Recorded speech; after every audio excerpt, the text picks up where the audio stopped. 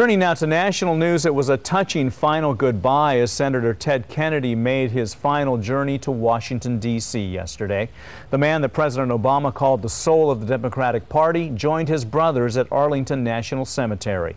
We have more on the day's events now from Barbara Hall.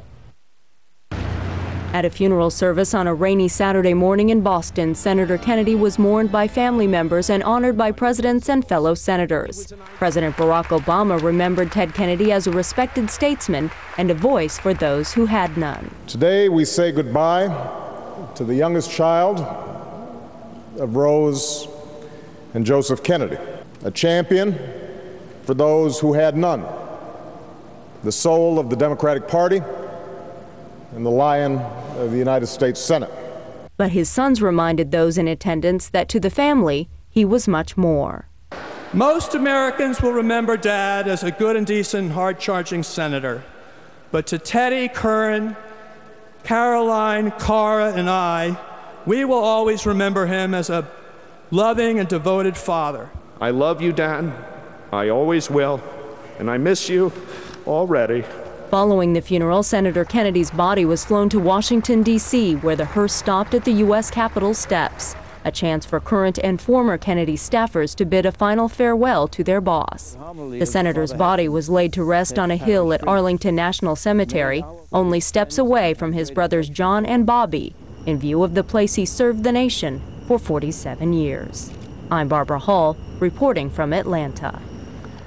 And Governor Schwarzenegger and First Lady Maria Shriver also attended the services yesterday. Shriver, who is Ted Kennedy's niece, says that this has been a very painful month for her and her family. Just a few weeks ago, her mother, Eunice Kennedy Shriver, died. The First Lady says her uncle's death also caused a lot of loss and pain. But Shriver says the senator's death could reinvigorate his lifetime mission to revamp the nation's health care system.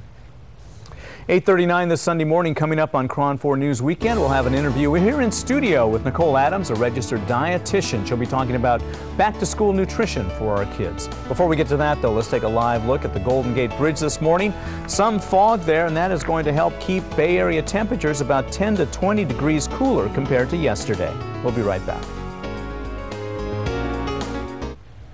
Good morning. Welcome back to KRON 4 News Weekend. It is back to school time for students, and not only does that mean back to the books, but also back to basic nutrition. Might sound a little boring to you, but you know what? We all have to eat healthy. And today, California teenagers not only learn about eating healthy, but they have a chance to win some high-tech gadgets in exchange for talking about the importance of a good breakfast. And joining us to talk about that is registered dietitian Nicole Adams. Nicole, thanks so much for joining us. Thank you. We have heard pretty much all our life how breakfast is the most important meal of the day. It really is. Why? We tend to find that students and people that eat breakfast in the morning, students tend to do better academically. They tend to have less behavioral and emotional problems, and overall health tends to be better. When you get breakfast in the morning and you eat something and you don't skip that meal, people who skip that meal, they go hours and hours and hours, and when they finally get to a place where they can eat something, they're ravenous. We've all done it before, and you'll tend to go after high-fat, high-calorie foods that don't have the nutrients in them. So breakfast really is important. It's good for the academic performance. It's good for behavioral and emotional.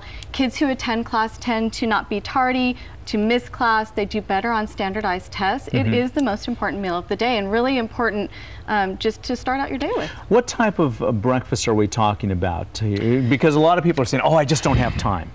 We never have time. Right. You know, in the morning, you're rushing out the door. You don't want to wake up quite as early. So we don't want it to be complicated. It can be completely simple. 3 to 5 minutes in the morning, you want to hit each of your food groups. Okay. So you want to get some whole grains. We've got toast here, or some whole grain cereal, some low-fat granola. You want to have some fresh fruit, never a bad idea. Looks like we have a nice fresh fruit yogurt cup there. Right, yogurt with your dairy and your fruit together. Yeah. Some protein like string cheese or some peanut butter, and then of course your milk. The milk is a nice balance because it has your carbohydrates, your protein, and your calcium, lots of other vitamins and minerals.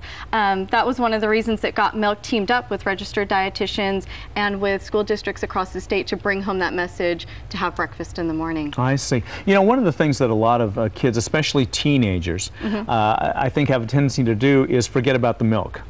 They because do. you know they've had it their whole lives, and now they feel like they're older. And, oh, I don't need the milk anymore. I don't need the milk. Not so I can true. get other things. I can drink soda now. I can have some of those fun drinks.